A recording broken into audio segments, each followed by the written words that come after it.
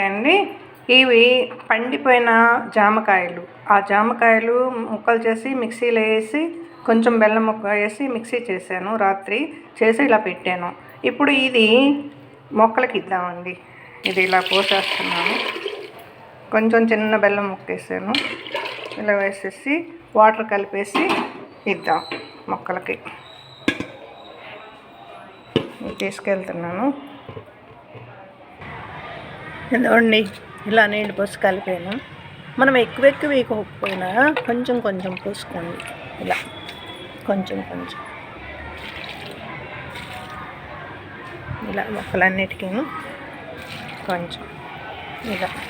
ఆ తొక్కలు చూడండి ఎలా వేసానో, కానీ మట్టి కమ్మాలి. ఇలా అన్ని మొక్కలకి ఇలా పోసుకోండి. ఇలా పోస్తే బాగా వస్తాయి మొక్కలు. బయట పెట్టండి, వీటన్నిటికీ పోయండి. అదో కుండీల్లో పెట్టిన మొక్కలు చిన్న చిన్న వాటిల్లో పెట్టినవి చక్కగా వచ్చేసాయి. ఫ్లవర్స్ చూడండి ఎంత బాగా వచ్చాయో. ఇవన్నీ నేను ఈ జ్యూస్ ఇచ్చేస్తాను, వాటికి కూడా పోస్తాను. మీరు కూడా అలా చేయండి. ఓకే.